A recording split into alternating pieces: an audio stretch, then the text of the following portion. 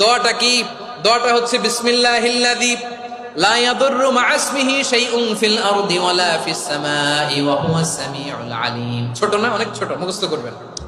বিসমিল্লাহিল্লাযী লা ইয়াদুররু মা'a ইসমিহি শাইউন ফিল আরদি ওয়ালা ফিস সামা।